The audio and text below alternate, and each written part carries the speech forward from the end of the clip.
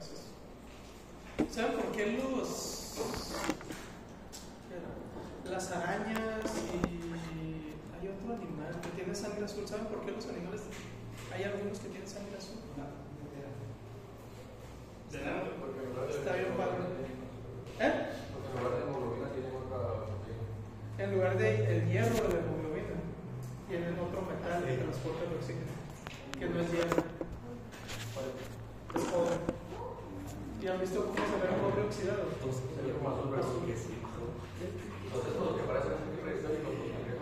Sí, eso sí. Tienen sangre azul. Está bien padre eso. Pero bueno. Datos random de la naturaleza. Muy bien, vamos a hablar entonces de vacunas. La verdad es que es un tema bastante importante que casi nunca le hacemos énfasis. Y a mí me pasó, yo salí de medicina y lo único que sabía de vacunas era que existían. Ni siquiera me memoricé las fechas de vacunación de los niños. Pero luego empecé a tener problemas porque cuando ya sales te encuentras con gente que es antivacunas. Es que, doctor, ¿cómo me voy a poner una vacuna si tiene esto y esto? Y te empiezan a dar argumentos. Y realmente, ¿cuál es el único argumento que yo tenía? Pues lo que había escuchado de los maestros. Pero realmente no había leído nada, ni investigado, ni sabía realmente. Solo era una repetición de lo que a mí me habían enseñado. Y lo que me habían enseñado pues, probablemente era una repetición de lo que les enseñaron a ellos. Entonces, y a veces la gente que es antivacunas investiga más de las vacunas que el mismo médico. Y a veces parece que te presentan muy buenos argumentos. Entonces creo que es importante que sepamos, además de la hora del frío, las fechas de vacunación y todo, pues tal vez conocer un poquito del funcionamiento y los tipos de vacunas y la manera en que se desarrollan. Que parte de eso creo que también se los enseñaron en FAP, el desarrollo de los fármacos y las etapas que pasan. Y de repente allí salen algunos maestros que también son antivacunas y yo no entiendo por qué con tanta evidencia pensar que las vacunas son malas, pero bueno. Entonces, parte importante de las vacunas y uno de los argumentos de mayor peso para darle valor a las vacunas es la evidencia de cómo las enfermedades infecciosas, contagiosas han ido disminuyendo a lo largo del tiempo a medida que se han desarrollado las vacunas. Entonces, si ustedes se fijan, tenemos aquí 6 enfermedades diferentes: difteria, meningococcemia, poliomielitis, neumonía por hemófilos influenza, sarampión y infección por Bordetella pertussis. ¿Cuántos de ustedes han visto un paciente con polio? Poliomielitis. Okay. ¿Cuántos han visto una persona con secuelas de poliomielitis? ¿Perdón? En reportajes, ¿cómo se ven? Tenemos secuelas más con los pies, no pueden. Ok, tienen incapacidad generalmente para la movilización de las piernas, tienen que usar muletas u otros aditamentos para poder caminar. Pero ¿qué tan frecuente ven eso ustedes en la calle actualmente? Va a ser muy raro. ¿A quiénes podríamos ver a alguien con poliomielitis ahorita? Personas de alrededor de 50, 45, 50 años, 60 años, de ahí para arriba. Pero cada vez es menos frecuente que veamos a alguien con secuelas de polio. ¿Por qué? Las vacunas. Entonces, si ustedes se fijan, la incidencia de infecciones a lo largo de los años, de repente aparece fecha de aplicación de vacuna o de la introducción de la vacuna. ¿Qué pasa con la enfermedad? Baja, pero drásticamente, no baja de una manera así gradual, cae totalmente. Y eso es algo muy importante y muy relevante. ¿Cuántos de ustedes les ha tocado ver niños con sarampión?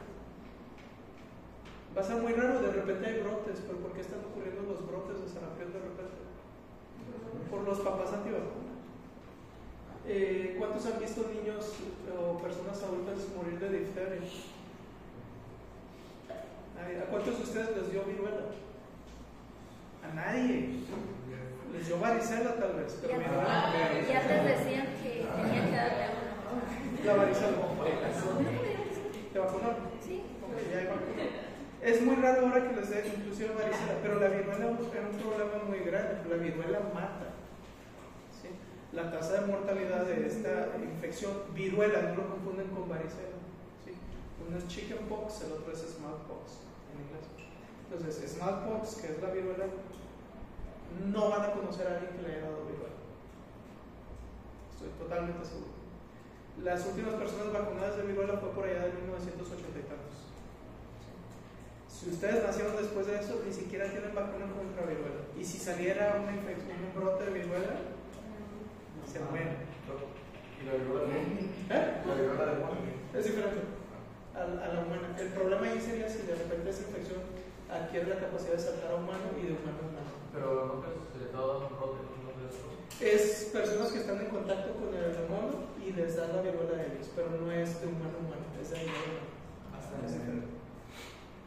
Entonces, realmente no hemos estado frente a epidemias de viruela, ni de sarampión, ni de rubiola, ni de paperas, ni de una gran cantidad de enfermedades que actualmente existen vacunas. Entonces, por lo menos desde el punto de vista epidemiológico, una vacuna es importante. Inclusive, si ustedes no los vacunaron porque su papá o mamá es antivacunas, aún así están protegidos por la vacunación de las personas alrededor. Porque si las personas con quienes yo convivo no se enferman porque están vacunados, entonces mi riesgo de adquirir la enfermedad es bajo. ¿Cuál es el problema? Pues si varios deciden no vacunarse, entonces ahí estamos abriendo una ventana para... Hay personas que por su sistema inmune no pueden ser vacunadas. Y entonces, ¿cómo protegemos a esas personas que no pueden ser vacunadas? A través de la vacunación del resto de personas que están a su alrededor y que sí pueden ser vacunadas. ¿Okay? Entonces, desde el punto de vista epidemiológico, es algo bastante importante. Hablando de eso, por ejemplo, no sé si han leído Cazadores de Microbios o algún libro de historia de la medicina. En el desarrollo de una de las primeras vacunas, que fue la vacuna para la viruela, este doctor que desarrolló la vacuna de viruela estaba viendo que mujeres que ordeñaban vacas que tenían viruela vacuna, de ahí viene la palabra vacuna, adquirían la enfermedad de viruela vacuna, aparecían lesiones en las manos, ese tipo de viruela era más leve la enfermedad y no mataba a la gente. Y entonces cuando se exponían a la viruela no morían, ni se enfermaban. Y entonces parte del pensamiento de esto es, oye, pues estas personas que fueron expuestas a un tipo parecido de infección, ahora ya no adquieren la infección mortal. Entonces lo que puedo hacer yo es infectar a las personas con la versión leve para que cuando estén expuestos a la versión fuerte, pues no se mueran. Y ahí empieza parte del desarrollo, aunque si ustedes son muy estrictos y leen más, van a ver que desde tiempos antiguos ya había ciertos tipos de vacunación de ese tipo. En India, en Arabia y en otros lados. Entonces, ¿qué se hacía? Se agarra un alfiler, tallamos un poquito las lesiones de la viruela vacuna y luego le hacemos pequeñas heridas a la persona con el mismo alfilercito para inocularlo. ¿Sí? Y de ahí viene eso de la palabra vacuna. ¿Sí? Viruela vacuna. ¿Sí se entiende, verdad? Y a partir de ahí empieza a desarrollarse cada vez más el entendimiento de cómo funciona nuestro sistema inmune frente a estas infecciones leves para protegernos contra infecciones más grandes. Entonces, vamos a hablar un poquito de lo que es la inmunización. ¿Qué entienden ustedes por inmunización? Por el trabajo, estuvo expuesto. Que ya estuvieron expuestos, ¿qué más? Que adquirimos defensas. Entonces, ¿de qué tipo de sistema inmune estamos hablando? ¿De la inmunidad innata o de la adquirida? De la adquirida. Okay. Entonces, podríamos decir inmunización, en otras palabras, es una respuesta de la inmunidad adquirida frente a un patógeno, para que cuando nos volvamos a exponer a él, el cuerpo ya esté entrenado y ya lo sepa reconocer. Y entonces vamos a hablar de varios tipos de inmunización y es importante que los aprendamos a distinguir. Entonces tenemos inmunidad pasiva e inmunidad activa. ¿Qué es para ustedes o qué entienden, aunque no hayan leído, qué entienden por inmunidad pasiva? ¿O qué idea podríamos tener?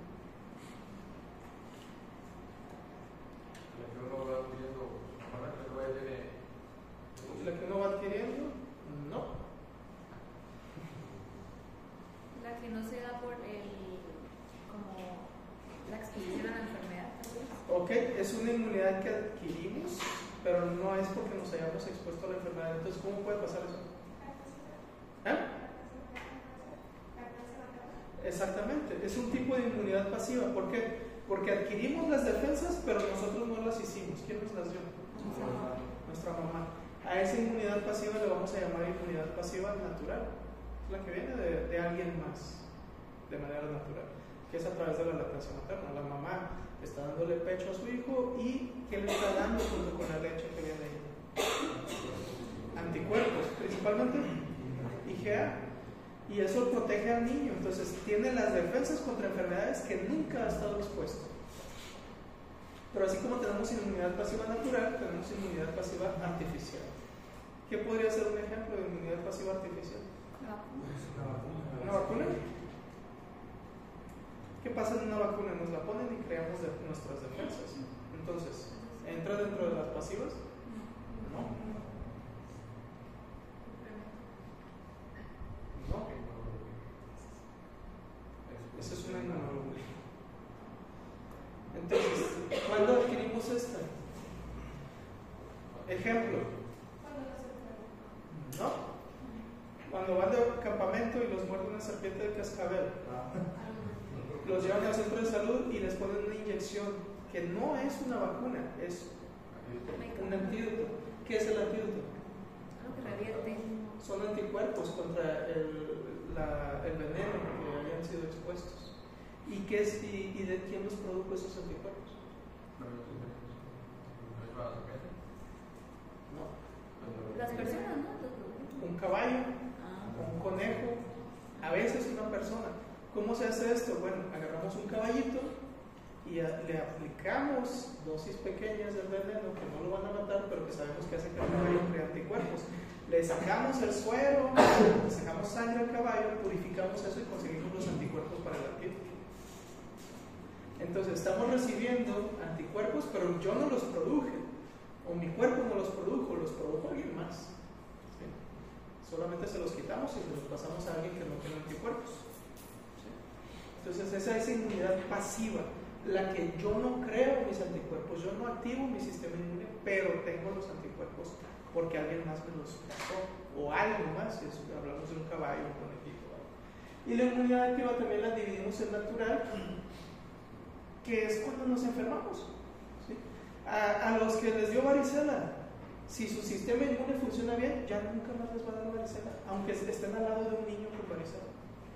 No hay problema con eso. ¿Por qué? Porque ya su cuerpo desarrolló las defensas para combatir esa infección. Eso es inmunidad activa, porque nuestro cuerpo produce las defensas, y de tipo natural. ¿Y cuál es la artificial? Las vacunas. Ahora sí. Entonces, ¿cómo funciona? Claro.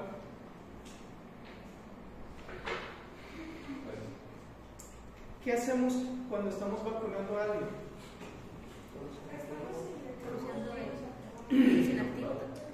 Le estamos presentando para fines prácticos, es como una imagen. ¿Sí? Acuérdense que nuestras células están entrenando para matar a alguien. Entonces, ¿qué le estamos haciendo? Una ayudita, le decimos, oye, este es el que tienes que matar. ¿Sí? ¿Y qué va a pasar? Que cuando llegue ese agente infeccioso ya va a ser reconocido con mayor facilidad. Entonces estamos mejorando la respuesta futura de nuestro sistema inmune. ¿Qué imagen es eso? ¿O a qué le vamos a llamar? ¿O cómo le vamos a llamar a esa imagen que le presentamos al sistema inmune? Antígeno. ¿Qué puede ser un antígeno? Ya lo hemos hablado en clase. Cualquier proteína funciona como antígeno. Mis propias proteínas son antígenos, pero como mi cuerpo tiene tolerancia inmunológica, no los ataca. Azúcares o polisacáridos también pueden funcionar como antígenos. Entonces, ¿qué necesito yo para que, digamos, tenga una vacuna? Pues algo donde tenga antígenos del patógeno que quiero combatir. ¿Okay? ¿Sí se entiende, verdad? Otra parte importante, cuando hablan con personas antivacunas, se van a dar cuenta que a veces le dicen, es que tiene mercurio y yo no quiero que me pongan mercurio. Y luego uno puede pensar, ay, ¿en serio tiene mercurio? Y podemos pecar de ignorancia también como médicos y decirle, no, es que no hay mercurio en las vacunas. Y, oh sorpresa, uno luego se pone a leer y algunas vacunas llevan mercurio. Entonces tenemos que conocer todos los componentes de una vacuna. Son muchísimos, estos son ejemplos solamente. algunas vacunas llevan adyuvantes. ¿Qué es un adyuvante? Es una molécula que incrementa la respuesta inmunológica. Entonces, si la célula iba a captar un antígeno y presentarlo, ese adyuvante hace que la célula esté más despierta, que esté más activa y que presente con mejor eficacia al antígeno. ¿Qué tipo de adyuvantes tenemos? Puede ser aluminio, liposomas o lípidos, para otras palabras. Entonces, estos adyuvantes están presentes en algunas vacunas, pero aún así la presencia de ellos realmente no conlleva un riesgo. Tenemos que hablar de algo en medicina y siempre lo hacemos, que es evaluar riesgos y beneficios. Y siempre buscamos que el beneficio sea significativamente mayor que el riesgo. Pero no podemos decir que todo es bueno y que no va a pasar nada. ¿Okay? Siempre hay un riesgo en algo. Ahora, la cantidad de aluminio que hay en una vacuna es mucho menor a la cantidad de aluminio que consumimos todos los días a través de alimentos enlatados o por exposición al aluminio de otras maneras, como puede ser cubiertos o algunos otros componentes. Entonces, estoy consumiendo más aluminio por ir al comedor y comer comida enlatada que el aluminio que me van a poner en una dosis, una vez al año, cada cierto tiempo, en una vacuna. ¿Sí? Entonces, realmente la cantidad es significativamente menor y no conlleva un riesgo realmente. ¿Okay? Otros componentes, emulsificadores, que ayudan a que la vacuna se mezclen todos sus componentes y que no queden flotando allí sustancias brumosas. Estabilizadores que evitan que la vacuna se deteriore, o sea, se va echando a perder, que pueden ser azúcares o geles, y entonces, dependiendo, hay algunas personas que conocemos que pueden ser alérgicas a estos geles o a estos azúcares, y si yo sé que esta vacuna lo tiene y sé que mi paciente es alérgico, pues voy a evitar ponerle esa vacuna. Hay conservadores, estos ayudan o evitan el crecimiento de patógenos en las vacunas, que es algo que se hace con la industria alimentaria también. Si ustedes van y comen una maruchan o lo que quieran ahorita, todo tiene conservadores y se manejan diferentes cantidades, pero si comparamos una vacuna contra maruchan, me va a hacer más daño la maruchan. ¿Sí? Entre esos conservadores está el timerosal, que es mercurio. Y normalmente, si estamos expuestos a demasiado mercurio, podemos desarrollar enfermedades neurológicas graves. Pero, comparándolo, hay muchísimo más mercurio en una lata de atún, o sea, al comer un atún, que al aplicar una vacuna. De hecho, si ustedes buscan las recomendaciones actuales, es que no coman más de 2 latas de atún a la semana. Ahí si son externos y no tienen comida y tienen su montaña de latas de atún, tengan cuidado porque se están exponiendo a mucho mercurio. Y el mercurio tiene un riesgo acumulativo, no se desecha tan fácilmente a través del cuerpo.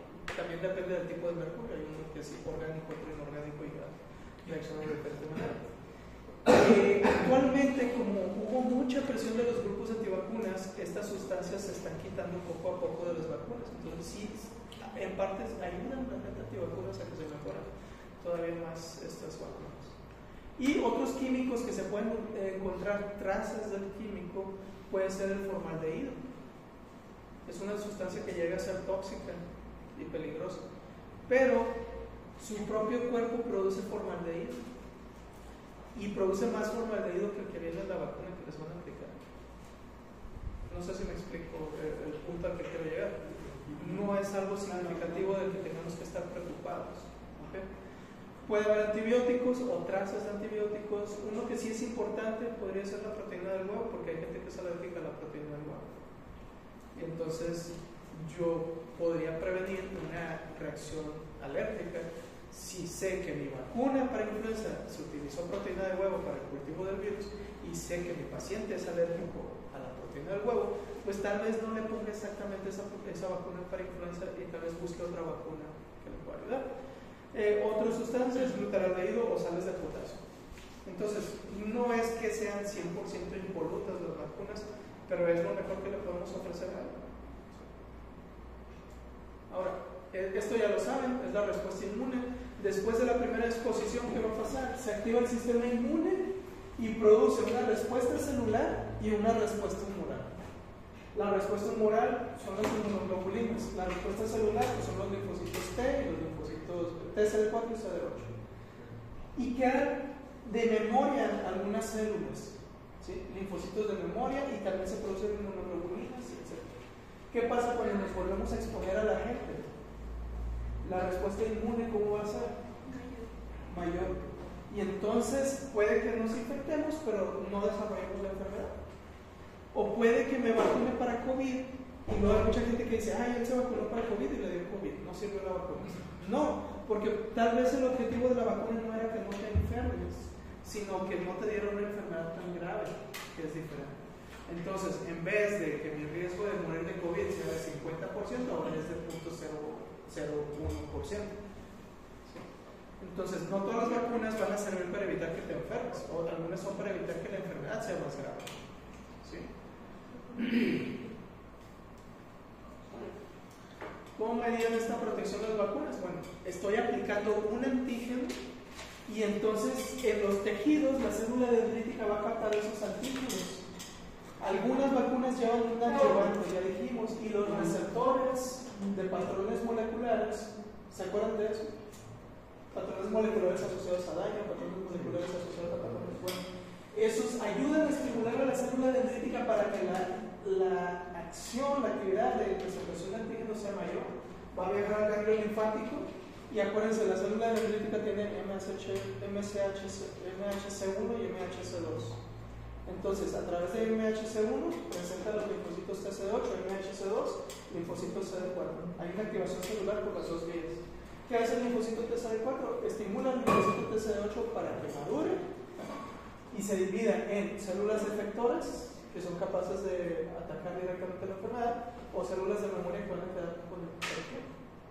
Al mismo tiempo, el linfocito B tiene su propio receptor de antígeno, entonces aplicamos la vacuna, el linfocito B lo identifica, pero necesita ayuda del linfocito CD4. Una vez que es estimulado, ¿qué va a pasar? Va a proliferar, se va a dividir, va a tener células de memoria y células productoras de anticuerpos, que son las células plasmáticas. Eso ya lo conocíamos. Las células que quedan de memoria no pueden matar, ¿verdad? Por ejemplo, el CD8 de memoria. Que quedan allí como una reserva y en algún momento estas se pueden dividir. Y a crear efectores. Y crear células productoras de anticuerpos. ¿Sí? Entonces es como una reserva allí que tenemos para en algún momento utilizarlas. Esto ya lo conocíamos, simplemente estamos agregando el efecto vacuna en vez de una infección. Pero funciona muy parecido. Qué bueno que ya es la última vez que voy a repetir los mismos chistes. Bueno, ven que hay grupos de Reddit, 9gag, no sé si todos lo utilizan.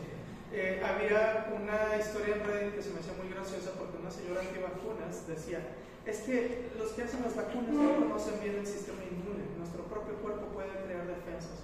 Entonces, ¿por qué en vez de vacunarnos, mejor no nos exponemos a una enfermedad leve o a una versión leve de la enfermedad, para que después, cuando seamos expuestos a la enfermedad real, no nos enfermemos?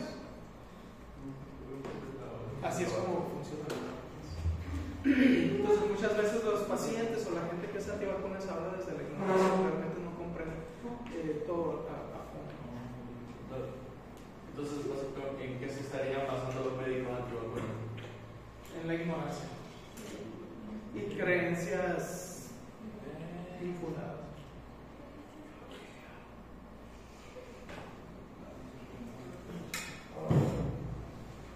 El otro día dije que los antivacunas son bien estúpidos. Lo dije en el clase anterior. Para mí es una estupidez, pero respeto. A pesar de que yo dije que es una estupidez, pero realmente cuando uno lo ve es estúpido, ¿por qué no se valora?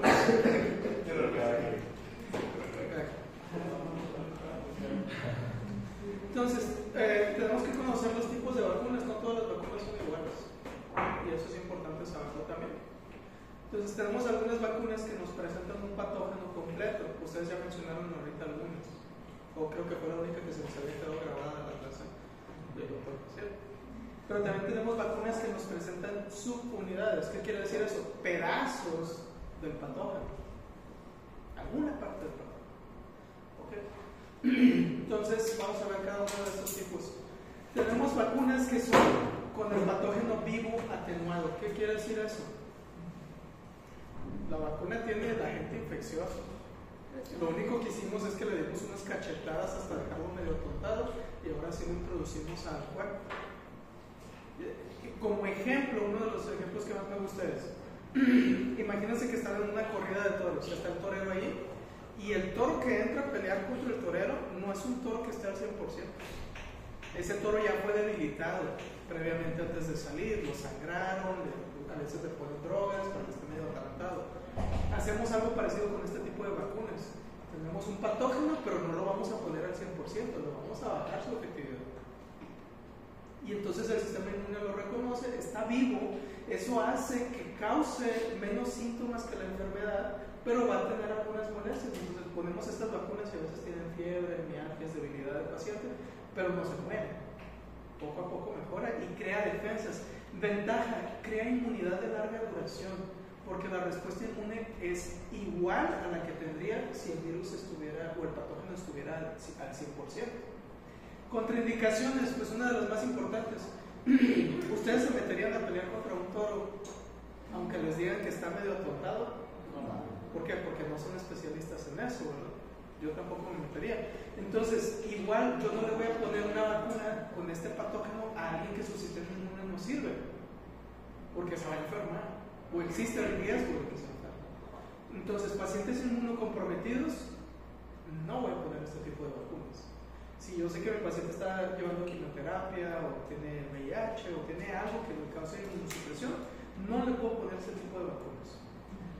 Pacientes embarazadas, tampoco. Se sale del esquema de vacunación al poner este tipo de vacunas. Otra desventaja es que necesita mantener la red de frío. Entonces, si se pierde esa red de frío, esas vacunas ya no sirven. ¿Por qué son embarazadas? Igual tienen un estado de inmunosupresión. Entonces, pero lo ponemos aparte para que resalte. No vayan a poner una vacuna de rubiola o papeles. Entonces, ejemplos de vacunas que actualmente se utilizan con esta plataforma. Voy a decir que estas son plataformas. Entonces, esta es la primera plataforma, patógeno vivo atenuado.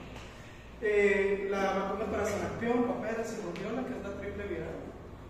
No se la ponemos a pacientes embarazadas. También hay ciertos tipos de vacunas para influenza que utilizan esta plataforma, poliomielitis. La de polio creo que sí se las han puesto, son las gotitas que iban a las escuelas y les ponían unas gotitas para polio. No les han puesto esa vacuna, qué miedo. Muy bien. Varicela, la BCG. Si son de país pobre, tienen la marquita de la pobreza.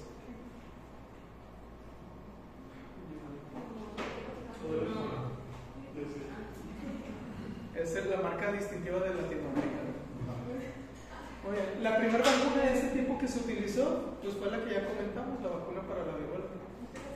Sí. Todo lo de polio ya no se da, ¿verdad? Sí. Según ese que como ya no está, pues no quieren que...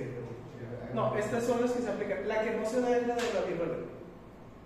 La viruela, después de 1980 y tantos, no me acuerdo la fecha exacta, la OMS declaró que se había erradicado la enfermedad, y entonces a todos los laboratorios que producían la vacuna se les dijo que destruyeran las cepas de virus que tenían.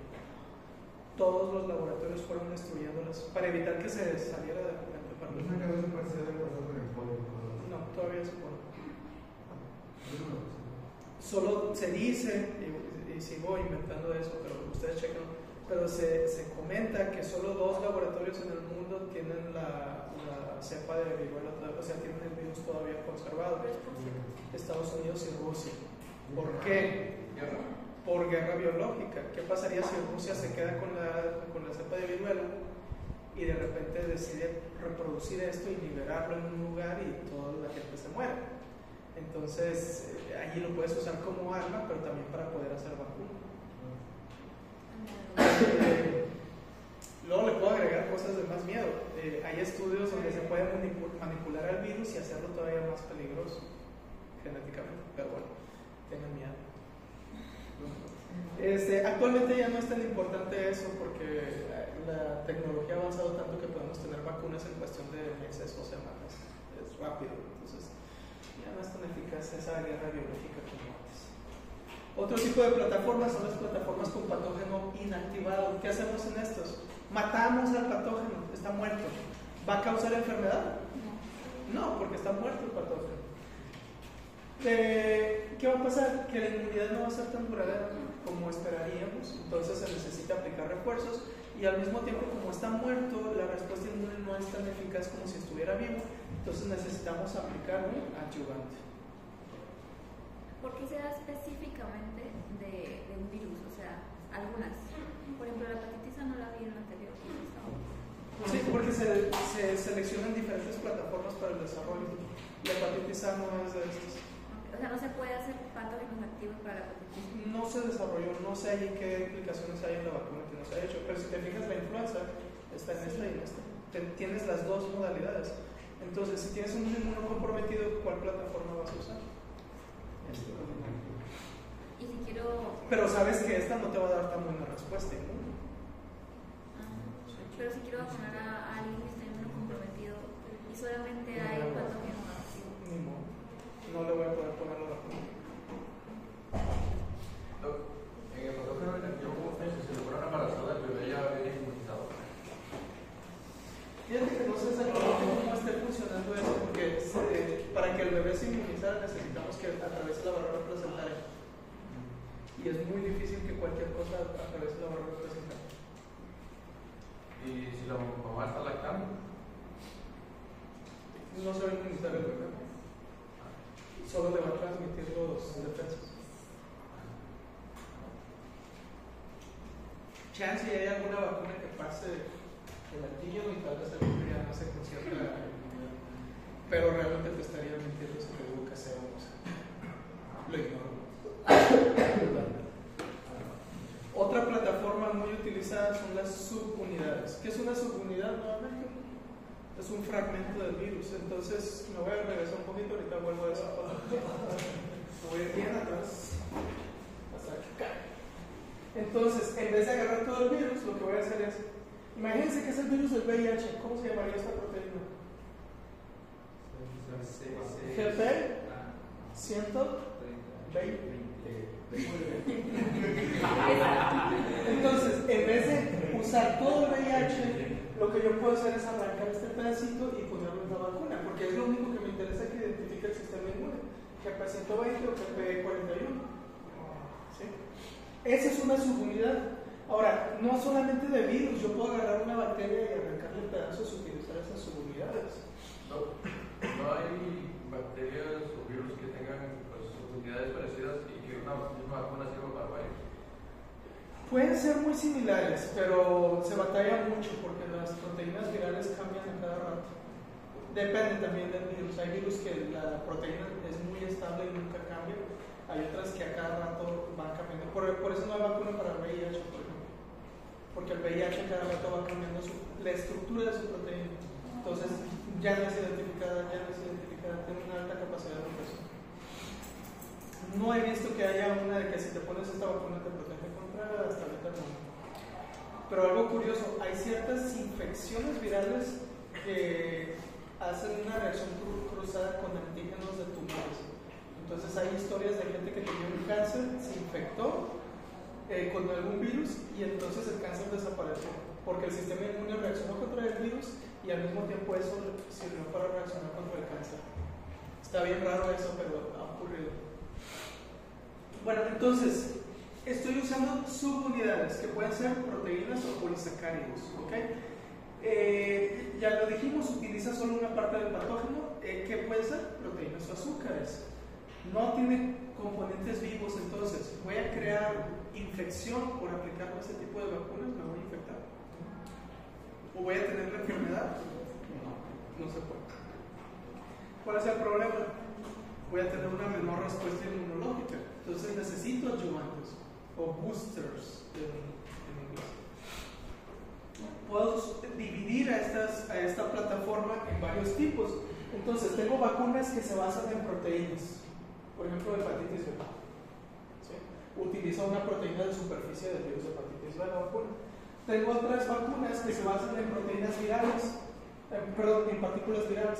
Entonces es el virus, pero le quité lo de adentro, que es lo peligroso, que es el material genético. Ok, o sea, también depende de lo peligroso que sea el virus y de ahí hacen plataformas para que no. Pues más o menos. O puedo usar una vacuna conjugada. ¿Qué es eso? es un polisacárido que no desencadena una respuesta inmune tan buena y entonces le agrego una proteína que va a ayudar a que la respuesta inmunológica sea mejor. O pueden ser vacunas de solamente polisacáridos, pero tengo que entender que, por ejemplo, en niños menores de 2 años, su sistema inmune no está tan maduro como para contestar a esa respuesta. ¿Sí? Uno de los mejores ejemplos, para el neumococo tengo 2 tipos de vacunas. Una es de polisacáridos y la otra es una antineumococo conjugada. Si tengo un niño de 1 año y le voy a poner la vacuna antineumococo, ¿cuál le voy a poner? ¿La conjugada o la de polisacáridos? Pues menor de 2 años la conjugada. La conjugada. Y si tengo un señor de 60, la de polisacáridos. Sí. Entonces hay indicaciones para cada una de estas cosas. Hay ejemplos de vacunas que se tienen de ese tipo. Y luego pasamos a los más modernos vacunas que tenemos.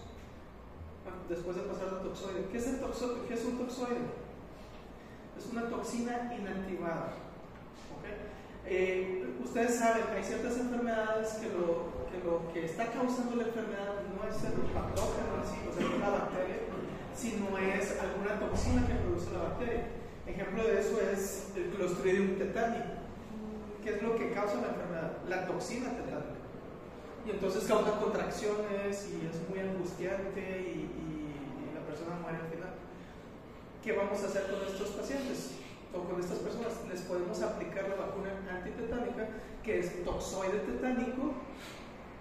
Son las proteínas de la toxina, pero no están activadas, no van a causar la enfermedad y se va a producir una respuesta inmune que generalmente va a ser de tipo humoral, o sea, va a haber producción de anticuerpos. Entonces, por ejemplo, la vacuna para difteria, que el Corynebacterium diphtheria también produce una toxina, es toxoide de Corynebacterium diphtheria. El toxoide tetánico también es otro tipo de vacuna, y no sé si ustedes les han puesto esta vacuna, es la que conocemos como TD. Es tétanos y difteria, más juntas. ¿Esa sí produce síntomas? Solo en el sitio de aplicación generalmente te puede producir síntomas. La mayoría de las veces. Muy bien, ahora sí, pasamos a las plataformas más modernas. Tenemos la que usa vectores virales. ¿Qué quiere decir eso? Agarra un virus con capacidad de infectar las células, pero en vez de que el material genético tenga la información para producir más partículas virales, la única información que viene en el material genético de ese virus por dentro es el material para poder hacer una subunidad. ¿Sí se entiende? Nuevamente, agarro un virus que sé que es bueno para infectar células, le quito el contenido genético, ¿sí? Y entonces para que no se pueda replicar, pero le agrego el material genético necesario para que pueda producir más partículas, ¿sí? No más virus, sino partículas que yo quiero contratar. Pero si es el virus, digamos, si es ébola, es el virus de la ébola. ¿Perdón? O sea, si es el mismo virus que quiero evitar, al que le quito el material genético. No, es otro virus diferente. Entonces, por ejemplo, está en desarrollo el ébola, de vacuna para ébola. ¿Qué se hace? Se utiliza un adenovirus. ¿Sí? El adenovirus normalmente causa una gripe. Entonces ahí se le agrega la información necesaria para que produzca una proteína del virus de ébola, pero no de la enfermedad de ébola. Entonces la persona se aplica la vacuna, se va a sentir tal vez con un poquito de síndrome gripal unos días y ya está inmunizado contra el ébola. ¿Sí? Pero nunca desarrolló realmente más partículas de virus de ébola. ¿Y cómo hacen eso? ¿Cómo hacen eso? ¿Cómo le quitan el material? Buena pregunta. Prácticamente le quitan los genes y lo rellenan. Hacen reedición genética. Realmente esto se puede hacer nomás alterando los genes del virus, hacer replicarlo en un cultivo viral, y entonces yo sé que los virus que están haciendo nuevos tienen el material genético necesario para hacer la producción de la proteína y no causar una enfermedad tan grave. O sea, no crean que hay una maquinita que está sacando los pedazos. Sí. Generalmente se utilizan adenovirus porque son buenos para infectar sin causar mucha enfermedad. pueden ser adenovirus humanos o de chimpancés. ¿Cuál es el problema con estas?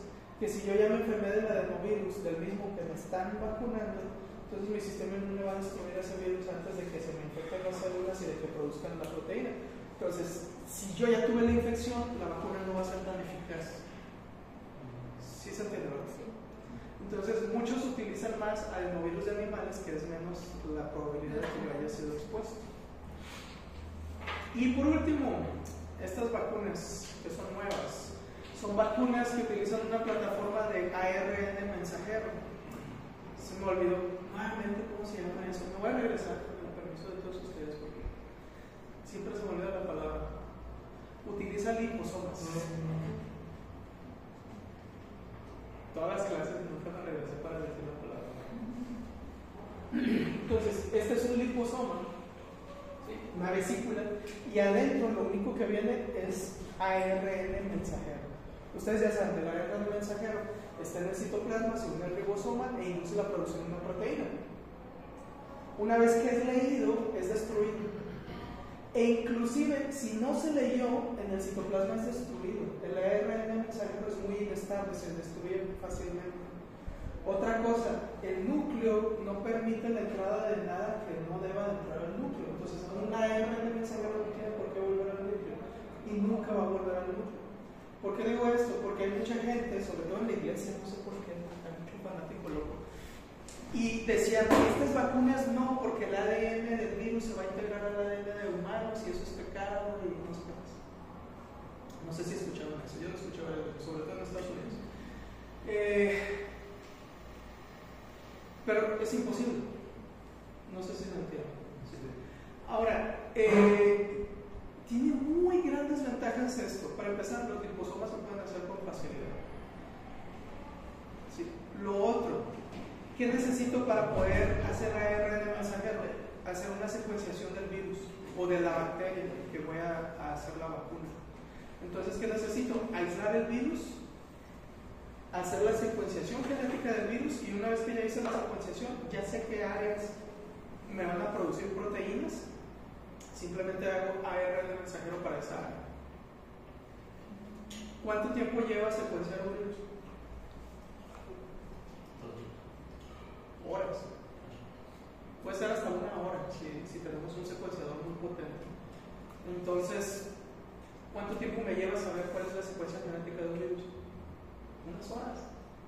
¿Cuánto tiempo me voy a tardar en hacer el ARN mensajero para ese virus? Semanas, meses, cuando mucho. ¿Sí? Para escoger la sección que quiero y poder diseñar la plataforma. Entonces, ¿qué tanto me voy a tardar?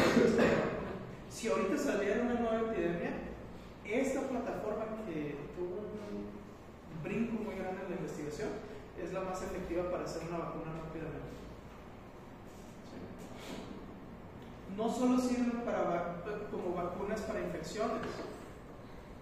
Si yo tengo un melanoma y quiero tratar mi melanoma, no el de otra persona, puedo hacer secuenciación de mi melanoma, que yo sé que es diferente al de cualquier otra persona, seleccionar áreas antigénicas específicas y hacer una vacuna. Entonces, al paciente que tiene melanoma, ahora puedo tomar una muestra de ese melanoma, secuenciarlo, diseñar una vacuna, vacunar al paciente, y el cuerpo va a crear defensas contra el mismo melanoma y el paciente se va a curar. Básicamente se lo con las personas. Exactamente. Pues tiene mucho dinero, ¿no? Sí, pero hay gente que tiene dinero. Tiene dinero, no tiene dinero. Las enfermedades son para gente rica. Pero mientras más se utilicen, más popular va a ser y más se va a abaratar la tecnología. Entonces, ahorita vamos a ver. Entonces, ventajas: puede ser diseñada y fabricada rápidamente. Contras: la principal desventaja es que los liposomas son muy inestables. Entonces los necesitamos mantener a temperaturas muy bajas, de hasta menos 60 o menos 80 grados. ¿Quién tiene en su casa un refrigerador de estos? ¿Sí? Es difícil entonces conservarlos, y no es una vacuna que yo puedo utilizar para llevar a un ranchito. ¿Sí? No voy a ir con mi hielera y se me va a echar a perder la vacuna. Entonces, generalmente estas vacunas se tienen en grandes ciudades. en Monterrey, en las ciudades de Estados Unidos, Guadalajara, México y algunas otras. Pero no la vayan a traer un ranchito como Montemorelos. Pues, lo más probable es que se pierda la red de frío. No va a servir. ¿Okay? Entonces, tienen muy buenas ventajas y tienen unas desventajas. Otro tipo de. Bueno, esto es más o menos lo que les decía. Entra el liposoma. Acuérdense que es una capa de lípidos, entonces entra con facilidad porque es liposoluble. Una vez dentro del citoplasma se libera el ARN mensajero. ¿Qué va a pasar con el ARN mensajero? Se va a unir al liposoma, va a inducir la producción de la proteína.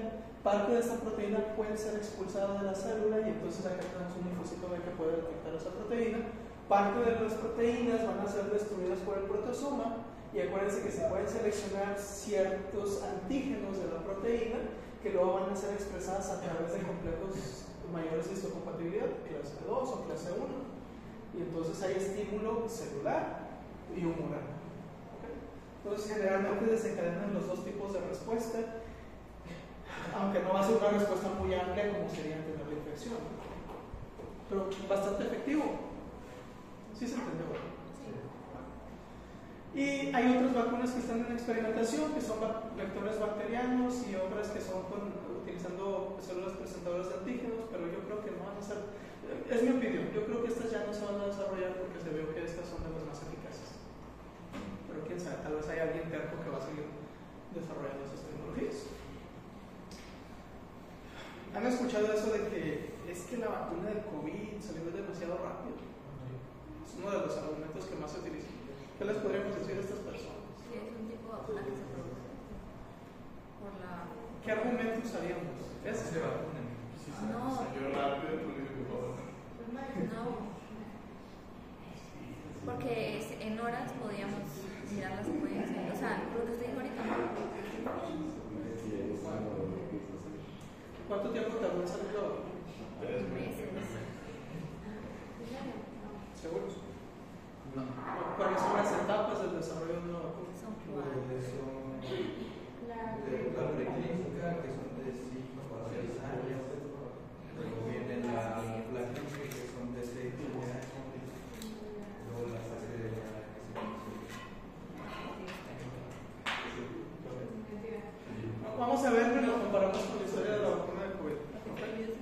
La primera fase son las etapas experimentales. Esta es una fase que no siempre se menciona, pero necesitamos desarrollar una plataforma. ¿Sí? Entonces, son etapas donde el gobierno aporta mucho dinero para que se creen plataformas, para que se reconozca la proteína de un virus y decidir qué se va a hacer el antígeno del virus o de la bacteria. Son fases que a veces tardan años y años en desarrollarse. En otras ocasiones son bastante rápidas. ¿De qué depende el desarrollo de una vacuna principalmente? Del dinero. ¿Vieron la película de Oppenheimer? ¿Por qué los americanos ganaron la carrera armamentística de la bomba atómica? Porque fueron los que más dinero invirtieron. Rusia, Alemania, Inglaterra, Estados Unidos, todos querían la bomba atómica. Todos conocían que era posible tener una bomba atómica, no era un secreto. El problema era cómo hacerlo. ¿Y cómo iban a saber ellos cómo hacer la bomba atómica? Pues por investigación. ¿Cómo podemos desarrollar investigación? Necesitamos dos cosas, dinero y gente. Y para tener gente necesitamos dinero. Entonces, principalmente, dinero. Sí. Rusia dijo, va a ser un poquito difícil y todo, no le invirtió tanto. Alemania le estaba invirtiendo y luego dijo, ¿sabes qué? Me están ganando la guerra, ya no les voy a dar dinero para eso, les voy a dejar bien poquito y lo voy a utilizar para defenderme porque estoy perdiendo la guerra. Inglaterra se asoció con Estados Unidos y hicieron un trabajo en conjunto. Pero las cantidades de dinero que tuvieron para el desarrollo fueron demasiadas. Entonces, es algo parecido con las vacunas. Mientras más inversión haya, pues lo más probable es que sea más rápido el desarrollo de la vacuna. ¿Sí? Mientras más gente esté investigando acerca de eso, pues más rápido va a ser el desarrollo. Entonces, normalmente en estas fases se identifican partículas virales o partículas similares al virus o bacterias o lo que se va a utilizar y la plataforma. ¿Sí? Okay. ¿Cuándo se empezó el desarrollo de la vacuna de COVID? De ARN mensajero, hablando de ello. Pues si salió en el 2020. Bueno, vamos remontando un poco la historia. ¿Cuándo se supo de que estaba el virus de COVID.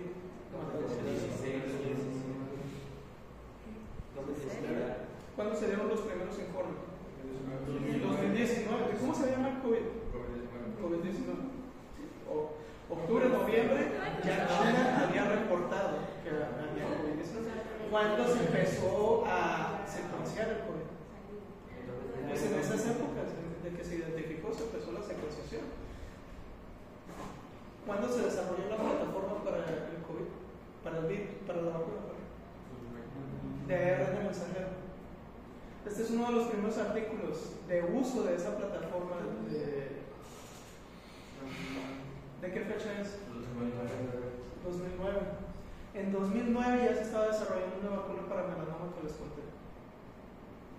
Suena como algo moderno, pero ¿cuántos años tienen ustedes? 19. ¿Cómo se llama 20? ¿Cuándo naciste? 2003. ¿Cuántos años tenías en el 2009? Sí. O sea, ya lleva rato que ya se conocen.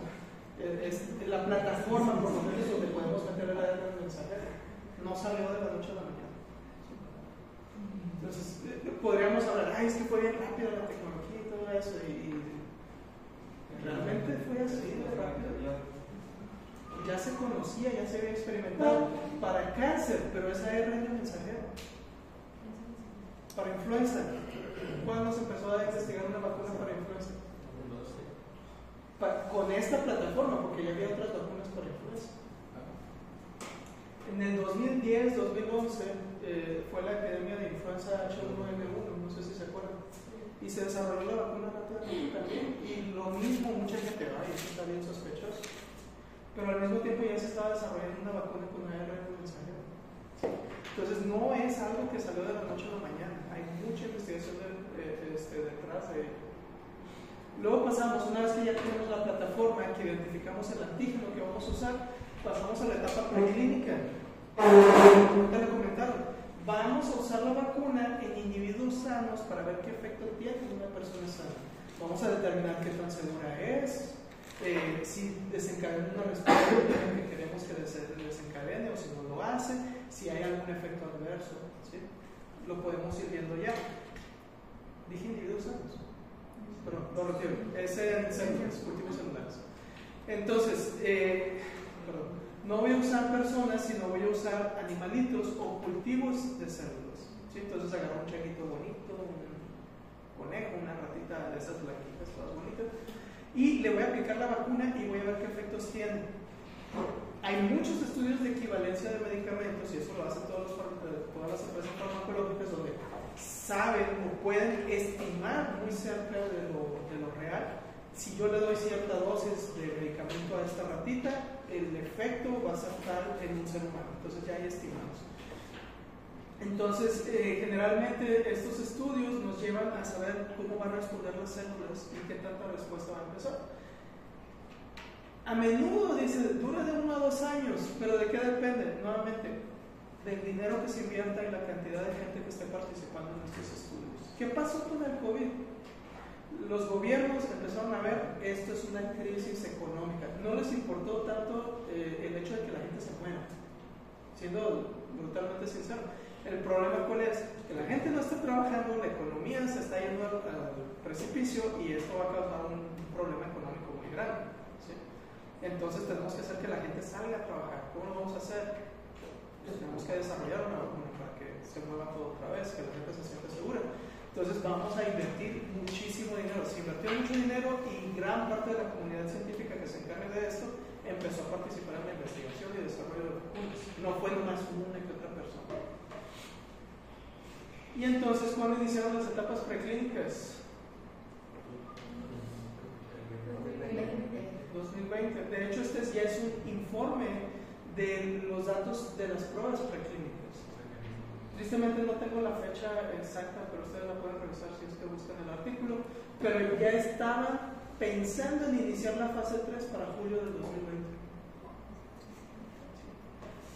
Inmediatamente que se reconoció el problema, que fue a inicios del 2020, finales del 2019, ya se estaba haciendo las pruebas preclínicas para estas plataformas de vacuna. No fue cuando Trump dijo, vamos a hacer una vacuna, ya se estaba haciendo. ¿Sí? Entonces tenemos que conocer estas cosas. Una vez que pasamos las etapas preclínicas, pasamos ensayos de fase 1. En ahora sí, vamos a agarrar individuos sanos, un grupo pequeño, 30, 40, 50 personas. Y entonces lo que quiero ver es los efectos en un individuo sano. ¿Qué tan segura es? ¿Sí? Entonces se evalúa la seguridad y determinar ahora sí qué tanta respuesta inmune tiene el paciente. Entonces medimos niveles de anticuerpos, etc. Se puede llegar a exponer al paciente a la enfermedad o al individuo sujeto de prueba a la enfermedad para ver qué tan resistente es, pero es un grupo pequeño. Las siguientes etapas de desarrollo de ensayos clínicos, lo único que voy a ir haciendo es aumentar el grupo y variar el tipo de personas que tengo. Entonces empiezo con individuos sanos. Si voy a utilizar la vacuna en niños, pues entonces inicio con individuos sanos adultos y luego poco a poco voy disminuyendo la edad de esos sujetos de prueba hasta acercarme lo más cerca del grupo objetivo al que quiero tratar. Estos ensayos no necesariamente tienen que ser doble ciego o ciego, pueden ser directos y generalmente duran meses. ¿Sí? No es algo que dure mucho tiempo. Le pongo la vacuna, sé que tarda unas cuantas semanas a meses a desarrollar anticuerpos, mido los niveles de anticuerpos, expongo a los sujetos a la enfermedad y voy evaluando. Entonces, 2-3 meses ya puedo tener algún resultado en un ensayo clínico fase 1. Eso es pago, o sea, las personas que se... Les pagan. Sí. Pero igual, pues vos dices, que te quedas paralítico para toda la vida o que mueras. Pero aceptan, o sea. Pues gente sana, pero con necesidad de dinero. Muy bien, luego pasamos a ensayos de vacunas fase 2 y entonces ampliamos la muestra y entonces ya no tenemos decenas de pacientes sino cientos. En estos ensayos ya se empieza a hacer organización y entonces escojo a algunos a los que les voy a poner la vacuna, a otros les inyecto agua, ¿sí? Y entonces mido los que les puse la vacuna y los que tienen placebo, cuántos crearon reacción adversa de los vacunados y cuántos del placebo, cuántos crearon buena respuesta inmune de los vacunados y del placebo. Voy haciendo estudios comparativos, pero se sigue determinando la seguridad. ¿Por qué es importante ver la seguridad de cada uno de los estudios? Porque si yo tengo una muestra pequeña, puede que nadie me salga con un problema. Pero conforme vaya aumentando la muestra, más probabilidades tengo de reacciones adversas. Entonces la voy a seguir vigilando. Generalmente duran de 1 a 2 años. Esto es un punto importante también. No dice deben de durar 1 a 2 años, es generalmente duran 1 a 2 años. Nuevamente, depende de cuánto se le invierte y cuánta gente esté participando en el estudio. ¿Sí? Entonces, no es una regla. Si les dice es que debe de durar 5 o 6 años el desarrollo de una vacuna, ¿dónde está escrito eso? Otra cosa es que normalmente duren eso, pero ¿por qué duran varios años en desarrollo de la vacuna? Porque no hay mucha inversión, no está la urgencia, no hay tanto interés, entonces pues... Muy bien, y una vez que tenemos resultados podemos pasar a la fase 3. Ahora sí, ya no voy a usar cientos de pacientes sino miles de pacientes y entonces hago lo mismo, ensayos aleatorios, doble ciego, donde voy a comparar a los grupos. Se sigue evaluando la seguridad de estos grupos y se valora la eficacia de la vacuna. O sea, si los que fueron vacunados realmente se protegieron contra la enfermedad o no. Normalmente, hasta que se tienen los resultados, pasamos a la siguiente parte, que es someter a aprobación o tener una licencia comercial de la vacuna. Pero si ustedes investigan un poquito, estudian un poco cómo se llevan a cabo las investigaciones, no crean que uno dice, voy a iniciar mi investigación en enero y espero que hasta agosto voy a tener mis resultados. Y entonces tú haces tu investigación y hasta agosto presentas algo. Así no se hace la investigación. Empiezas y constantemente vas viendo los resultados que vas presentando conforme avanza tu investigación. Entonces, ¿qué es lo que estaba pasando aquí en COVID? Se tiene que someter a aprobación y licencia. ¿Cuál es el problema? Esta es una de las fases que más tiempo dura. Por cuestiones burocráticas, cuestiones políticas, intereses de los políticos. Entonces tú sometes a una aprobación y licencia tu fármaco o tu vacuna y te pueden dejar esperando mucho tiempo. ¿Qué pasó con el COVID? No se sometió a aprobación, sino que se presentaron Hola. Hola. Perdón. ¿Tienes clase? ¿Son todos los de Facebook? No, mejor pueden venir en la tarde. Yo tengo clase con ellos a la 1. A la 1. Sí. Ok. Con ellos, con el- Y luego tengo a las 4 con el grupo. Ya está ahora. Entonces, si quieren tener más impacto, a la 1 y a las 4. Ok, sí, súper. Gracias, doctora. Muy bien. Entonces, ¿qué pasó con los estudios de COVID? Que ya se tenían resultados preliminares de los ensayos de fase clínica 3. Y entonces dijeron, estos resultados son muy buenos. Se somete un permiso especial, digamos, extraordinario, para decir, oye, yo tengo planeado terminar mis ensayos clínicos hasta mucho tiempo más adelante, pero fíjate, los resultados son muy buenos, o sea, la vacuna está sirviendo. Entonces, como es urgente proteger a la gente, vamos a adelantar la comercialización del producto. Eso fue lo que se hizo. ¿Qué paso nos saltamos entonces? Entre el 3 y la fase de aprobación. Pero ya se tenía un sustento, ¿sí? Estos son artículos que salieron de los resultados preliminares de las etapas clínicas, ¿sí? Febrero del 2021 para Moderna y diciembre del 2020 para Pfizer. ¿Okay? ¿Y qué pasa una vez que está aprobado el producto? ¿Hasta ahí llegó la vigilancia? No, seguimos con ensayos de fase 4, que es una vigilancia de toda la comercialización. Entonces ahora ya no son miles de personas que están participando realmente en el estudio, son millones de personas. Y aquí es donde entra. ¿Hay efectos adversos de la vacuna? Sí, no los podemos ignorar y no los podemos ocultar, ni podemos mentir y decir que es 100% segura. Hay un efecto adverso muy importante, además de náuseas, vómitos, sentirte mal, dolor de cabeza y fiebre, que todos esos son efectos adversos. Te puede dar coagulación intravascular diseminada y te puedes morir. Es un efecto adverso. Pero, ¿cuál es la incidencia de ese efecto adverso? Muy poca. Es de 0.000, es muy remota.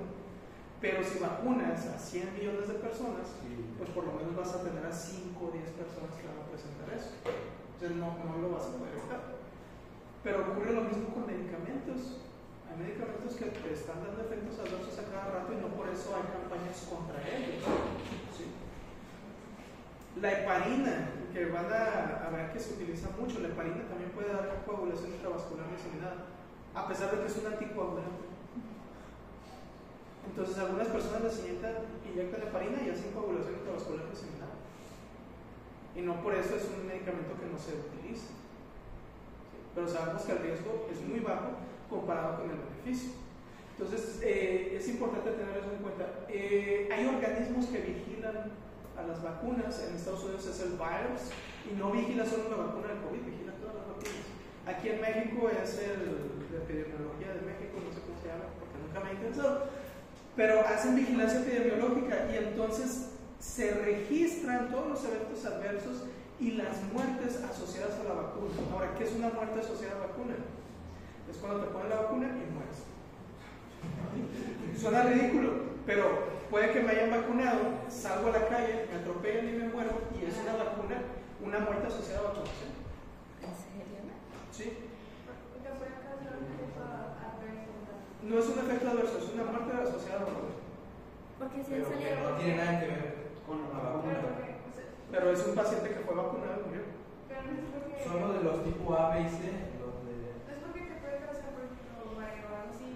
No sabemos, esa es la cosa. O puede que yo sea un cardiópata, que fume, que tenga aterosclerosis, que tenga hipertensión, me ponen la vacuna y a los dos días me da un infarto. ¿Puede haber sido por la vacuna? Sí. Puede ser. Y justo estaban saliendo como estudios de personas que les daban miocarditis, que tenían síndrome de Guillain-Barré, o sea, como Sí. efectos adversos. Pero ¿puede ser por la vacuna? Sí. ¿Puede no haber sido por la vacuna? También. No sé si me explico. Sí. Entonces, ¿qué tienen que hacer estos centros de vigilancia? Tienen que investigar cuál fue la causa verdadera de la muerte. O sea, todavía estamos en esa investigación, pero No, eso se hace siempre. Mientras existe la vacuna, se hace. Todo el tiempo. Todo el tiempo. Hasta que... Es más, si ustedes están en su centro de salud y ponen una vacuna y hay un evento adverso, se debería de reportar a epidemiología. Y se tiene que guardar el número de lote de la vacuna, la fecha de producción, dónde se produjo y toda esa información.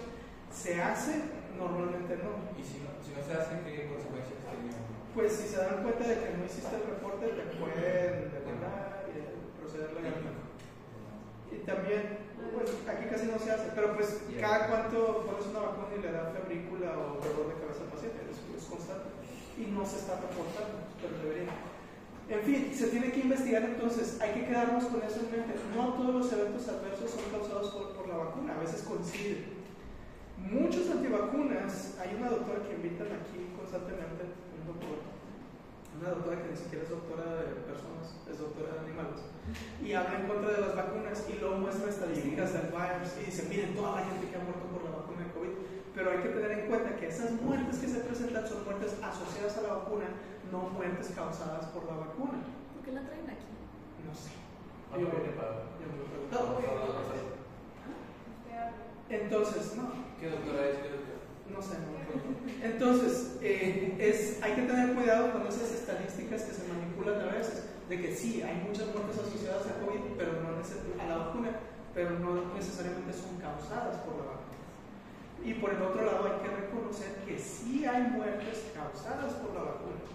Y esas muertes las tenemos que agarrar y comparar con las muertes por COVID en pacientes no vacunados. ¿Dónde creen que hay más muertes? ¿Pacientes vacunados o no vacunados? Pacientes no vacunados. Entonces, volvemos a evaluar riesgo-beneficio y yo decido si me quiero vacunar o no. ¿Sí? Pero para mi opinión personal, no veo justificación para decir no a las vacunas de COVID. O por lo menos ahorita no tengo una justificación real. Entonces, bueno, esto ya lo hablamos. Estas son algunas de las plataformas de vacuna.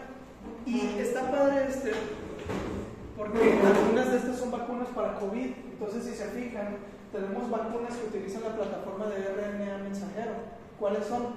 Moderna y Pfizer. Y está la CureVac, que no sé si fue comercializada al final.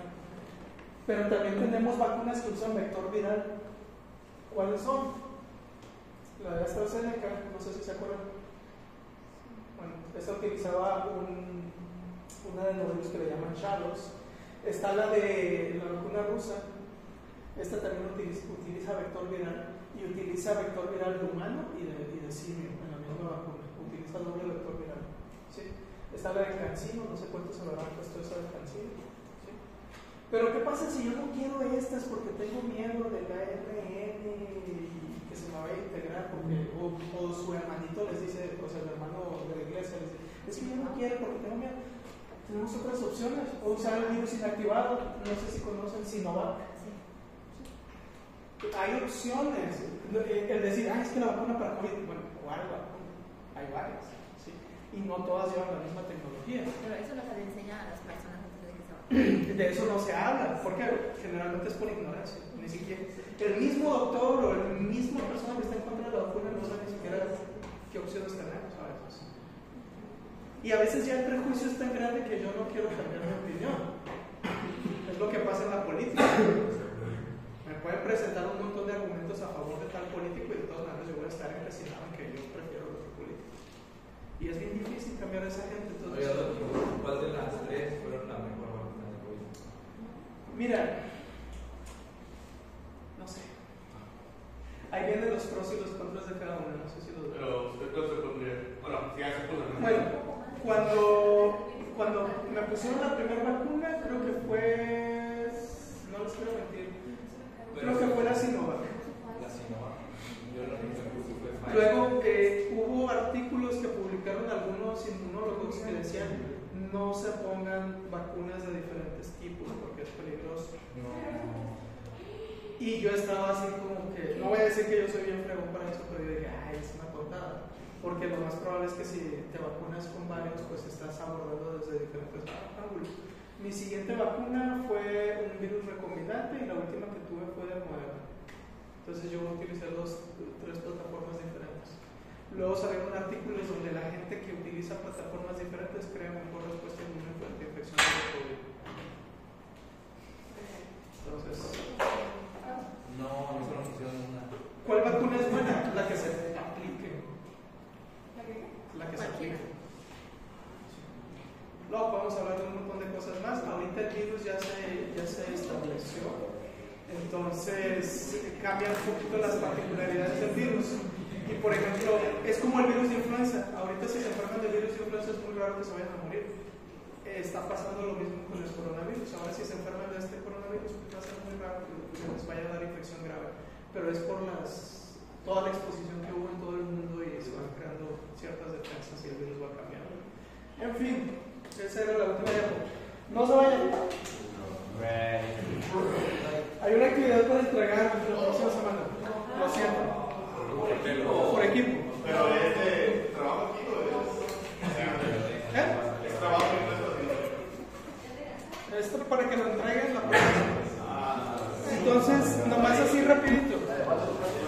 Son todas las vacunas que vienen en el esquema de vacunación de la Capilla Nacional Mexicana. Entonces vamos a ver BCG, enfermedad que previene. No le vayan a poner tuberculosis porque es un tipo especial de tuberculosis. Ok. Luego, edad en la que se aplica según la cartilla. Nacimiento. Tipo de vacuna que es. Ya vimos las diferentes plataformas de vacunación. Entonces, puede ser virus vivo atenuado, virus muerto, o más bien es patógeno vivo atenuado, patógeno muerto. O los otras de subunidades. Si ponen subunidad, pongan qué tipo de subunidad es. Tipo de respuesta que desencadena, si es MHC1, MHC2, humoral y celular al mismo tiempo. Pros, o sea, ventajas de la vacunación con esa vacuna. Desventajas que puede llegar a tener. Hay ciertas vacunas que tienen dos plataformas, entonces poner la vacuna, enfermedad que previene, y luego aquí el tipo de vacuna, pues son dos. Entonces tienen diferentes ventajas y desventajas cada uno. ¿Sí? Contras, o sea, desventajas. Y contraindicaciones, que es diferente a desventajas. Una desventaja puede ser que no tolera bien la temperatura. Pero una contraindicación, alergia o embarazo. ¿Sí se entiende? ¿No? Sí. Son como 13, no sé, ahí se los reparten entre ustedes, pero chequenlas porque puede que vengan en el examen. ¿Será que ChatGPT lo sepa? Son 4 equipos aquí. El examen de medio semestre va a ser todos los temas que vamos a ver.